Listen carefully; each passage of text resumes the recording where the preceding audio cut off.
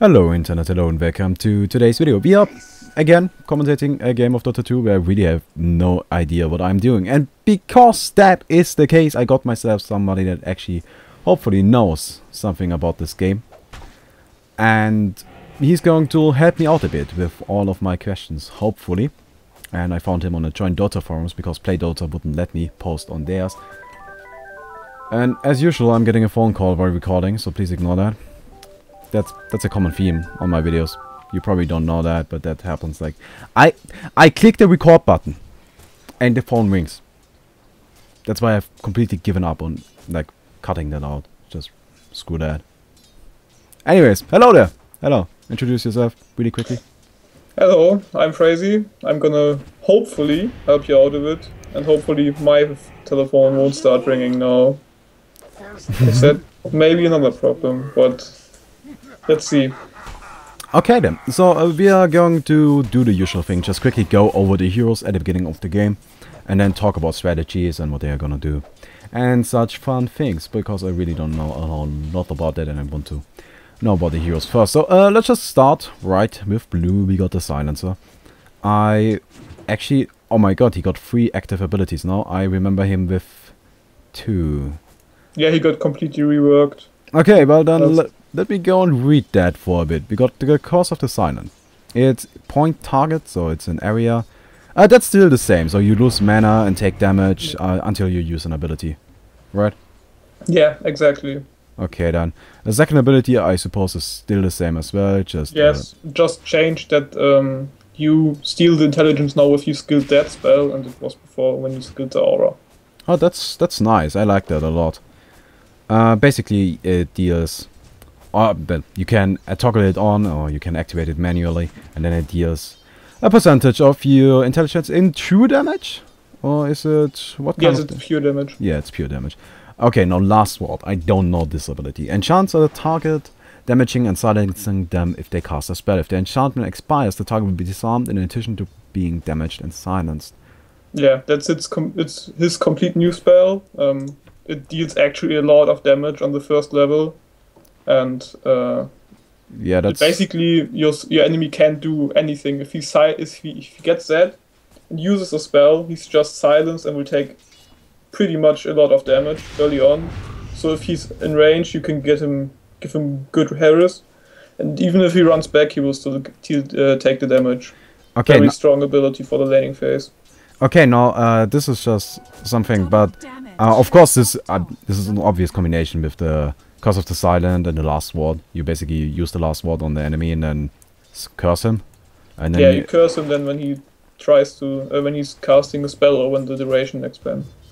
Okay then, but he's maxing out the Curse of like the last ward, right?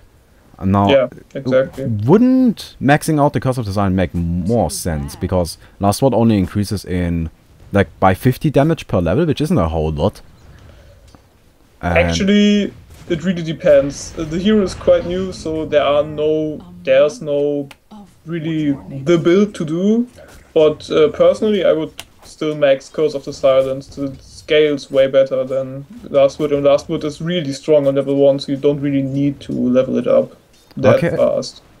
So okay, I would then agree with you. And the ultimate is just a global silence. That's still the same. So it's still the annoying fuck of a hero he always was. I hated him. I still hate him. Okay, yeah, no one really likes him still. Okay, then we got the Morphling. Now, this hero is interesting. Oh, his 40 is very, very strange, but... we got the waveform, and just he dashes into a direction. Does he get invulnerable while... Yes, he gets invulnerable. So you can dodge most spells with it. Does it disjoint? What? Does it disjoint? So basically if I get targeted by, I don't know, by the Sven's hammer, and then I use that, and is the hammer gonna follow me, or does it disjoint the hammer like a well, Sven's would? hammer is a special thing because Sven's hammer always follows. There's no way to get rid of it. It will always hit you if it's casted on you. No, I don't think you can. Actually, if you wave in the direction where the stun comes from, basically the venge stun, it will hit it in vulnerability, and you won't get hit. But I don't think you can really disjoint it. so you can evade it with that. That guy just got 2-shot. Oh my god. Yeah, he's really squishy. I don't know if he... Oh yeah, he did... he has way too much agility. He should morph a bit in strength, so he's a bit tankier, because he basically dies from 3 nukes. Yeah. Now this is the interesting part about morphling. Let's just quickly talk about the morph. You can basically you get these 2 abilities, and you can activate them to either morph agility into strength or strength into agility. Now this is something I've always wondered about this hero, but what is the right mixture to have? Like, how much agility do I want? How much strength do I want? Is there like any rule to follow? Or is it just, well, it looks like I'm getting harassed a lot now, so better get some strength? So in this case, he should really get more strength because he has a really strong lane. But if you're solo against not that strong of a nuker, you can just get a lot of agility, so you can last it and deny everything. That's quite strong. But you should always, like during the mid game, have about 1000 till 1500 HP. Okay. And if you are in a fight and you can't kill anyone anymore, and you need to get out, you can always morph into strength really fast if you level it up, and you will have like 3000 HP. So you can get out really fast. Okay then. And I think this ability works even if you're stunned, right? Yes, exactly. That's the annoying part about it. There's no really way to stop it. So especially later on in the game, there's basically it's pretty tough to kill. Yeah. Now, I'm gonna come back to morphling later on because I'm really interested in his like morphing, how to do it, when to do it, and it's a very interesting ability. And also with the adaptive strike. Now the adaptive strike is kind of, I've never really understood that. I have to be honest, but it strikes an enemy with a unit with a blaster fighter, so it's a single target ability. And if Morphling's agility is 50% higher than strength, it deals the maximum damage and the minimum stun. If strength is 50% higher, it deals the maximum stun and the minimum damage. Now, usually you play Morphling based on agility, right? So you usually don't get the stun. Or is there any way to go about this? Like, there's still no really way to use the maximum stun. You all in like 90% of the cases you have the agility damage. okay. Only if you're running away and are already on strength, you can use the stun, but that's like a bonus to your HP. So the stun is not really that much used. Okay, now this is also something I'm kind of curious about. Is really just completely skipping the adaptive strike to go about this, because like isn't 1 point into the morph like early on enough? I can definitely see more points into morph later on being useful, but especially early on, like you can't even morph that much because your stats aren't that high. So wouldn't just 1 point of that be enough? That is, since morphling really depends on his lane, what he's up against, you can skip more points in morphling, since you most likely want to get stats early on, because his other abilities are only really well strong later on in the game, since he really needs agility to deal damage. So you could always max waveform, get 1 point in morph, and then just skill stats till like level 7, level 8. On level 8 you could get your first point in adaptive strike. That would be enough. Since this ability really comes into play when you get your ethereal blade and deal a lot of damage and can basically one-shot heroes with it. Okay, now another thing about adaptive strike. Now, it doesn't say on the ability, which is why I'm asking, but the damage maximum is 0.51, 1.52. So I assume that's 2 times the agility. Yes, exactly. Okay. But it doesn't say on the ability, so how can I know? I just think that would make sense. Yeah, it would be quite ridiculous if deals 2 damage. The way it stands there, it would do 2 damage. Yeah, best hero in the world. Maximum damage too. Oh yeah, that's what we go about. Panda's going to town on them. Yeah, Panda's doing really well. He's now gonna morph and or whatever it's called, like use his ultimate and poor Rubik. Yeah, he's gonna get that as well if he has decent micro. Yeah, he's gonna get him. Okay, nice. Oh, I think the let's talk about the Panda ultimate really quick. He splits into like the fire form, the wind form, and the earth form, right? Yeah. And Earth Panda, I think he isn't allowed to die, is he? If he dies, Panda dies or something? No, like this? no. The thing is, if the duration expires from your ultimate, you will spawn in the Earth Panda. And what if the Earth Panda is dead? If the Earth Panda is dead, then you spawn in the Storm Panda, I guess. And if no, in the Fire Panda. And if the Fire Panda is dead, then you spawn in the Storm Panda. But since the Fire Panda almost always dies first, if some of the spirit die, you will likely spawn whether in the Earth Panda or the Storm Panda. Okay, and if all three of them die, you die. Exactly. Okay. But that happens very rarely, since the Storm Panda has a wind walk, so you can go invisible and just run away at pretty high movement speed. Yeah, and the Earth Panda's like really tanky, right? Yeah, exactly. Oh, by the way, only later on in the game you will have the chance to basically kill him in his ultimate. Okay. Really late. Okay then. Now let's quickly talk about the Morphling ultimate. It's just you can create an illusion of an ally and an enemy, or is it only an enemy?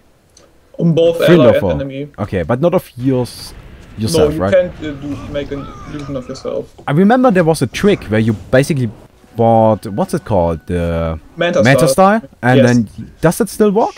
No, that doesn't work anymore. Ah, okay then, so they patched that out of the game. Why did they do that?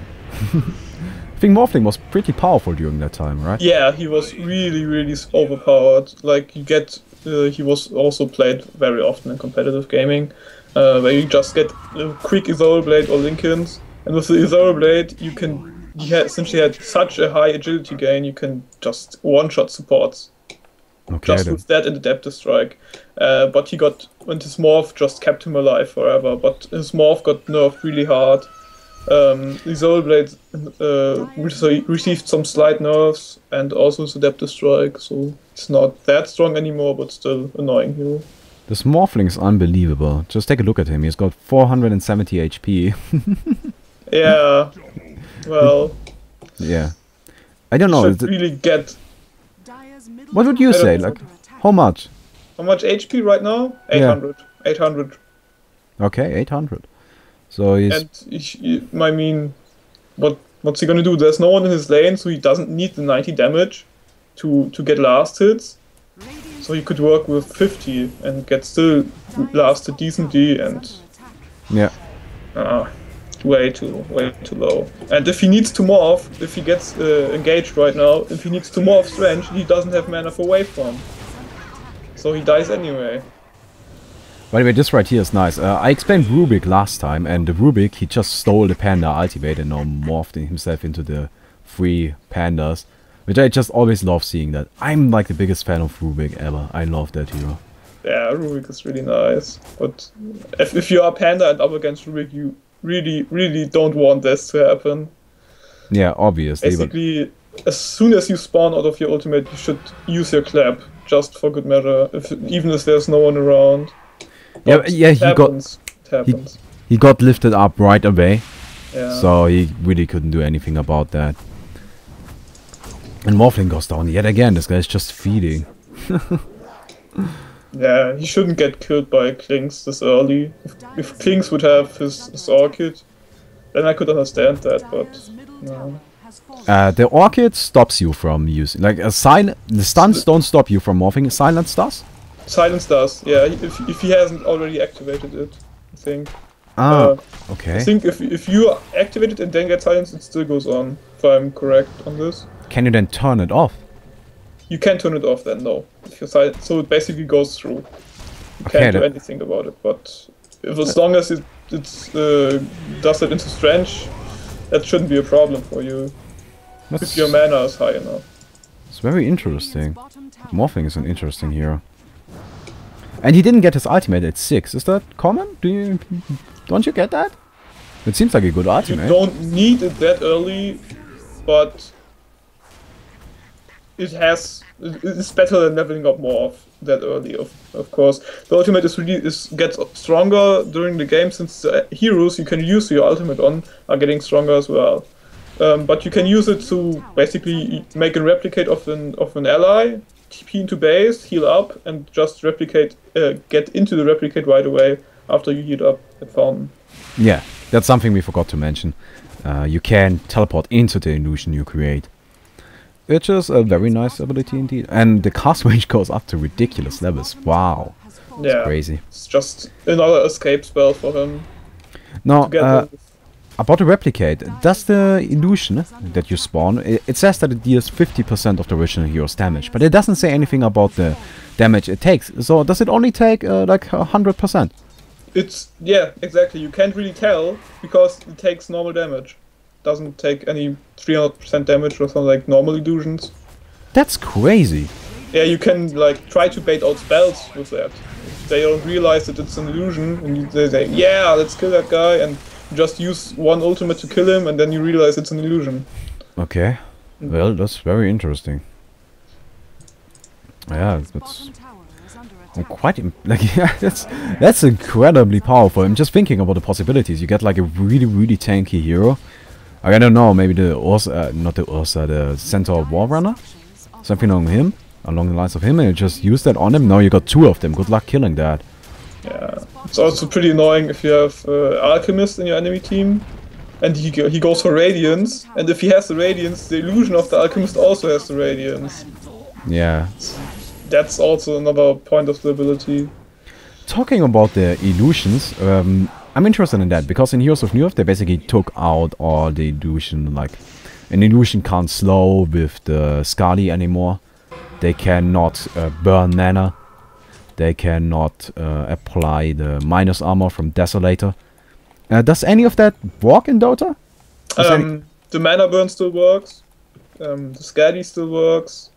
I'm not sure about the Desolator, to be honest, since I don't see illusion heroes with Desolator really often, but I think it should still work. Okay. Yeah, like 70% sure. The other orb effects almost all apply. Except for lifesteal, right? Lifesteal doesn't work. Yeah, lifesteal is shown, so you can't really tell if it's an illusion or not, but it doesn't get any HP from it. Okay then. Yeah, I remember that from my Dota days. Which has been a while. Now let's get to Slark, because I really want to talk about Slark, because Slark is first of all a cool hero, and secondly he got the coolest item in the game. The armlet. I love armlet. Like, that's my favorite item ever. Yeah, I can totally understand that. It's a great item. It's so cool. It's just so much fun. So now Slark also is a very interesting hero. So first of all, we got a Dark Pact. After a short delay, Slark sacrifices some of his blood, purging negative debuffs and dealing damage to enemy units around him and to himself. And Slark only takes half the damage. Now, okay, 1.5 second delay and up to 300 damage. Only 40 mana cost? That's crazy. That's very cheap in mana. Yeah, you basically use it a lot in fights since it has a low cooldown. And the interesting fact about this spell is that it removes buffs, debuffs on you. So basically you can dodge stuns with it. You can dodge almost any ability. So if you get, like, if you trigger that 1 second before the Venge stuns you, then the stun will have basically no effect on you. Okay, so, okay, let me get that again. It purges you, like it purges debuffs, once the damage hits. Okay? Yes, right? Exactly. So, I get hit by a stun, but I had that activated already. The damage hits, the debuff purges, and the stun gets purged. The stun is a negative, it's a debuff. That's crazy. Away. Okay, that's cool. So if you're a really good Slark player and you are good on the timing, it's really annoying to kill you. Yeah, I can definitely see that. Okay then, we got the Pounce. Slark leaps forward, grabbing the first hero he connects with. Is that also for allies? No, you can't bounce to allies. Okay, because it says the first hero, so ability not only on enemy heroes. Okay, that unit takes damage and is leashed to Slark and can only move a limited distance away from Slark's landing position. I've seen that, so there's like this, I don't know, like I suppose leash that purple thing on the ground. Yeah, we're gonna see that eventually. It looks kind of strange, and then it just it actually deals a really high amount of damage. I didn't expect that. That's a nice ability, and again on a very low cooldown and very low mana cost. So this hero is all about spamming and jumping around, I guess. Yeah, he needs to get a move in fights a lot, since he can't allow himself to be focused. He's really squishy. But the pounce is also a great escape ability. Okay then. Well, he is just getting destroyed right here. Okay, no, something we're gonna get to in a second once we get to the ultimate, which I noticed. But let's just quickly talk about essential slugs. He is the life essences of enemy heroes with his attacks, training each of their attributes and converting them to bonus agility. And it just has, wow, that's a long duration. Holy balls! Yeah, that's the real strength of Slug. If he can attack for a long time during the fight, he gets really strong the longer the fight goes. Yeah, his agility just goes crazy. Is that a buff? So let's just assume I get a Manta Star. Do they get that bonus agility or do they not get that? They should get it. They should get it. Okay, and why don't I see Manta Star on Slug then? Well, his illusions can't keep up with him since he's using pounce and invis all the time to be fast. And basically no one really tried that, to be honest. And I don't think it's that good since your illusions don't deal that much damage even with high agility, and they just get demolished since they got no HP. Yeah, they are. But you could try it with Armlet actually, since they also get the strength from Armlet, so they get the HP. That would be quite interesting. Wait. If I activate my Armlet and then use my illusions, do they get They get the HP. They get the HP, and if you're a strength hero, they also get the damage. The 25 if you activate it, yes. So it's very important if you have the Armlet and an illusion ability to always use the Armlet before you use the illusions. But they only get the stats. They don't get like the Armlet effect of it being activated. I don't quite understand how that is supposed to work yet. Okay, let me explain this really quick. So they don't lose the HP. So if you activate the Armlet, you lose 20 HP, 40 HP a second. Yeah. So they don't get that. But since your HP, you get like 500 HP, I think. Yeah. 475. Okay. So they get that since your hero just normally has them at that point and you activate it. And since they get the stats and you get plus 25 strength if you activate it, then they also get these attributes from that. Okay. Okay, that's crazy. So it's really strong on a hero like Chaos Knight. Yeah, I can see that. Like no, let me just point this out. Like I love this item. This item is in Heroes of Newerth as well, right? And I just love it. But I one of the main reasons why I've really liked Dota 2 recently is that I figured out that the Armlet is even better in this game. Yeah, it recently just got that only has a 2-second cooldown to toggle it on and off, so you can do crazy dodges with that. I didn't know that the item is in Hon, to be honest. There are a lot of items in Heroes of Newerth. Like it was like during the beginning stages, it was a clone. It's no longer like they haven't added anything from Dota, anything even similar to the stuff they added to Dota recently, which I'm kind of sad about, if I'm completely honest. Because you guys got some great ideas. Slark just dodged the vengeful stun with his Dark Pact. Okay. I didn't even see him get stunned by that, I'm completely honest. I watched it, but I didn't see it. Okay then. Yeah, but it's just a lot weaker in Horn. Like they still have the version from when they originally patched it in. And it's just a very weak version compared to this one, and I just love it. I just have so much fun with that. Anyways, then we got the ultimate. Now, this ultimate is interesting. When your Slark hides himself in a cloud of shadows, becoming invisible. And you can cast spells, attack, and use items without getting revealed again. But you can get revealed by, I guess, the dust. Or no, what's it called? Yeah, Dust of Appearance. You can get revealed by it, but if you are dusted, that is basically a debuff, so you can purge it away with your Death Pact. Okay, cool. But if they got... what's it? Rather. What's it called? Gem of True Sight and Sentries. Yes, Gem. Yeah, you can't hide from that. Basically, it's a must-have item against Stark. Either Gem or the Sentries are very important against them. Okay then. But this ultimate also has another effect. So if you are not visible to the enemy, you gain health per second. You gain a percentage-based regeneration, which is quite crazy. Yeah, that's really a lot. So you can run around the map and basically you will never have to go through the fountain to heal up. Never. Yeah. But unless you really desperately need mana. Yeah, that's one of his problems. His mana regen. You don't really get items to improve your mana regen, and you just spam your spells all the time, and it adds up even if they have low mana cost. Like you see, he's out of mana right now. Yeah. That's why he got a magic one. So maybe get... but, well, are there mana boots then a good choice on this hero? Probably not, right? No, not really. It only boosts your mana pool by quite a lot, actually, but you don't get mana regen. You could consider buying an Orchid of Malevolence, since the silence ability is really handy for Slark, and the mana regen is really good on that. Okay. Yeah, I can definitely see that being useful. But no, something I noticed early on, he got himself a BKB. Yeah, that's also an awesome item. Now, does it actually give the bonus movement speed if you're not visible? Yeah. Yes, it does. Yeah. Okay, so it also gives him some movement speed, which is also awesome. Something I noticed earlier on is that Slark, basically, he was in his jungle, and there was the only enemy that could have seen him was the Klinks, but Klinks was invisible. And the Slark ultimate still didn't, like, it didn't go on. Like, it was off. Because there was someone around to see him, being the invisible, whatever his face is called, Klinks, right? Yeah. Now... It gets deactivated as long as an enemy can see you on the map. So even if you are seen, if you know your enemy, your ultimate is deactivated, you know there's either a ward or an invisible hero near you. That's a really cool ability. That's very useful. So you can basically use it to spot enemy wards and counter ward them.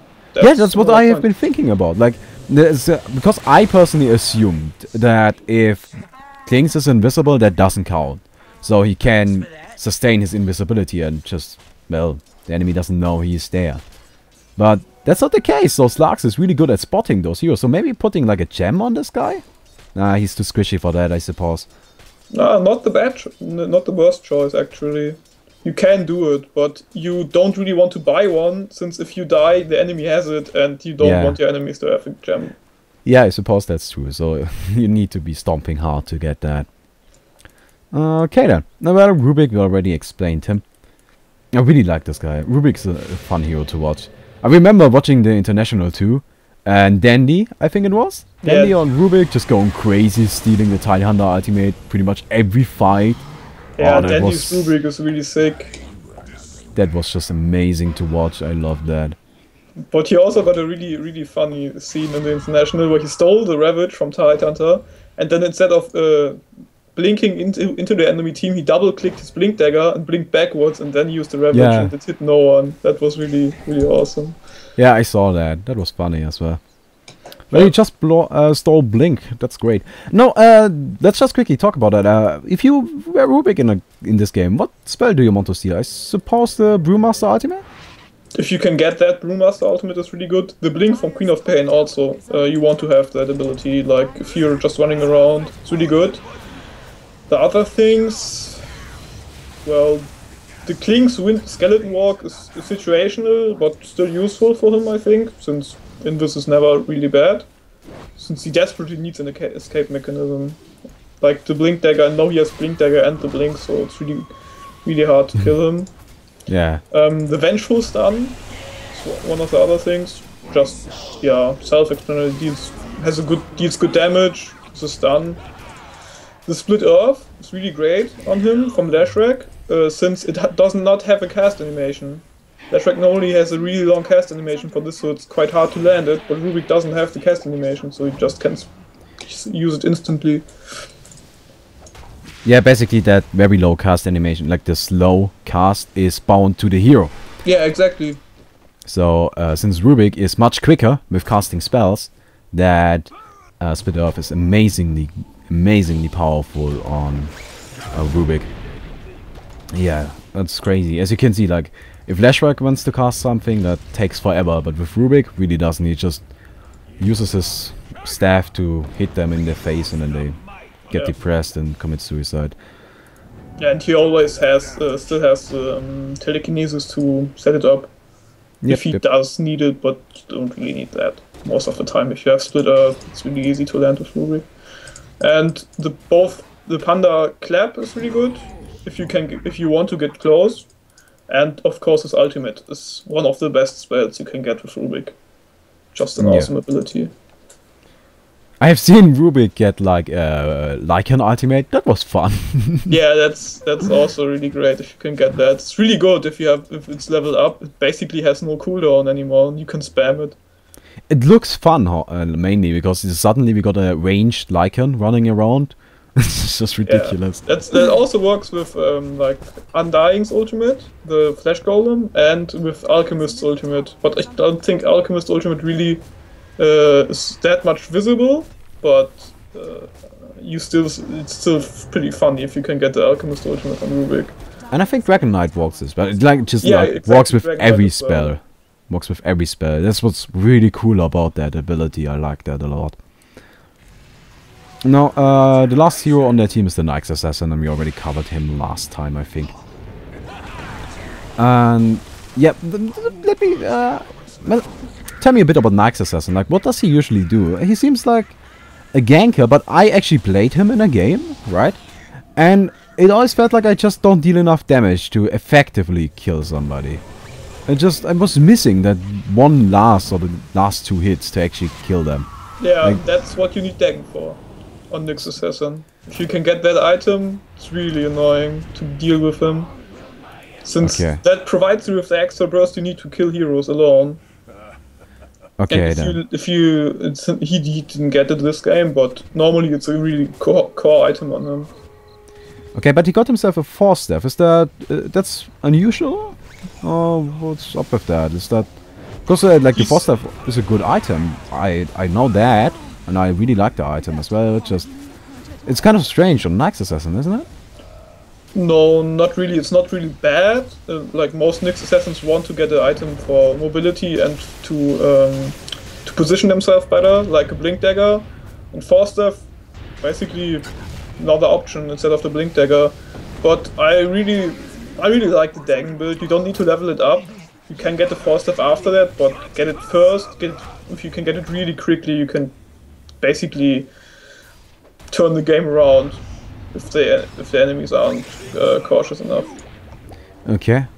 And another thing, for the spiked carapace, right? If during the duration he activated it, he's basically invincible. Not really. The thing is, you can only block one instance of damage from each player. So yeah, but they get stunned. They get stunned, yes. It's a pretty good ability. It's pretty annoying, I have to say that. But if you have something like, I don't know, like damage over time spell, you can still kill him or catch up to him. Like Queen of Pain, basically can throw her Shadow Strike on him, or use her Scream of Pain, and then after the stun duration, she can just blink after him. Okay. Yeah, okay. But still, a really good ability, and that makes them a lot harder to kill. Okay then, Klings, that guy is really quick. We just got his first ability, gives him attack speed for a short duration. Second ability, it's like the Silencer's second ability. It just you add some bonus damage. It's just straight up 50 magic damage if I remember correctly. Oh, physical damage, 50 physical damage. Yeah, and we can activate that. Pretty simple spell, but one thing to note, it also deals extra damage to towers. So oh yeah. He's a great pusher with that. And then we got the Skeleton Walk, which is it's just a Wind Walk, right? Just the Dota, not the Dota, the Walker 3 Wind Walk. Yeah. Also with a bonus note, you don't have any critical strike if you enter Wind Walk with a hit. Ah, yeah, okay. And then we got the Death Pact. Now this ability is kind of interesting. So you kill a creep. A creep. It only works on creeps if I remember correctly, right? Yes, exactly. And then you gain a percentage of its health and a percentage of its damage added to your own, right? You don't get the damage from the creep, you get damage based on how much HP it has. So it all depends on how much HP, the creep has at the moment when you use Death Pact on it. Okay, so basically if my creep had 1000 HP, I get 80 added damage. Like 8%, that's crazy. Okay. It's really crazy. So what's the strongest creep? What do we got? This one got 1100? I think the Satyr Hellcaller, no, they all have around flat 1,100 Center HP. 1100, 950, 1100. Yeah. All of them. I want someone with more. If you want more, it's really strong if you have like Chen in the enemy team, since his creeps get more HP when he converts them. Yeah. That's cool. And it's also really annoying for the Chen player if you always just divorce one of his creeps right when the fight starts. But you can also do that if he's in your team, right? So you can just... can do that, yeah. But that's also annoying for the Chen player, but you can do it in some situations. Yeah, well, I suppose that's like a kind of combination going on right there. No, I just, because we are taking far too long for these heroes, so let me just quickly skip through them. Since my viewers all know Hon, let me just... Vengeful Spirit is Andromeda, we got the Green of Pain as Ratchet Attack, and the Lashrak is Torturer, pretty much the same heroes. And then the only one we actually need to explain is a Brewmaster, because I really, like, it looks like this game is about to be over, and I'm like, no, I'm not done yet, I've got so many questions. Oh well. Brewmaster. Something strange about this hero. I always felt like he's got two abilities that just don't fit with the hero. But he's got a Thunderclap, AoE, slows damage, Drunken Haze slows and gives them a mischance, right? Single target? Yeah, exactly. It also has a really small AoE, so if they are stacked on top of each other with Phase Boots, they both get the debuff from Drunken Haze. Okay, and then we got the Drunken Brawler, gives him an evasion and a crit. And then of course the ultimate, which splits him into those three other pandas, which are just incredibly powerful. Like the Fire Panda is just offensive with 0 armor and a very low HP pool, right? Yeah, the Fire Panda is your main damage source in this ultimate. And it has some immolation effect around him, deals area of effect damage. If I remember correctly, right? It just got some DPS around himself. Then the Storm Panda, he can go invisible and throw enemies up into the air for 6 seconds or something ridiculous like that. I think longer than 6 seconds actually. It's really long. Okay. And you as well, he has the Dispel Magic spell, so he can deal damage to illusions and spawned units. Ah, yeah. Like the Golem from Warlock. And you can dispel some spells, some buffs on heroes like Bloodlust from Ogre Magi and some things. Okay, and then we got just the Earth, he got a stun he can throw as Magic Immune, and what's that? Provides a chance to do damage in a small area. Okay, that's interesting.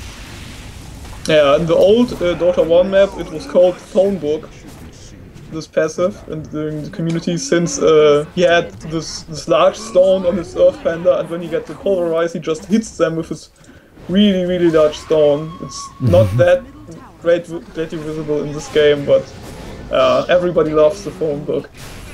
Okay. Yeah, he just used it again, so he's got a refresher, I think? No, he doesn't have a refresher, it just came off cooldown. I think Rubik still had his ultimate. Oh, okay. Sure. So Rubik was the one that used it. I was just kind of confused because there were 2 Panda ultimate, like in rapid succession. Strange, oh, okay. The silencer is way too huge. He stole 27 intelligence from enemy heroes. That's ridiculous. Wow. Yeah.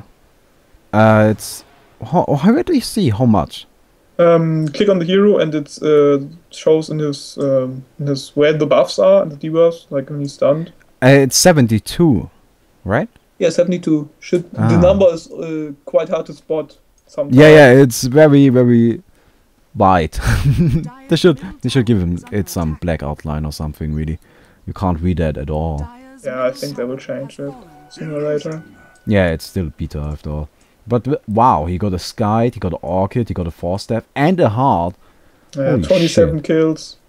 How much ad damage does he do? He got like 310 damage as it is, and I want to see him attack something. Be crazy.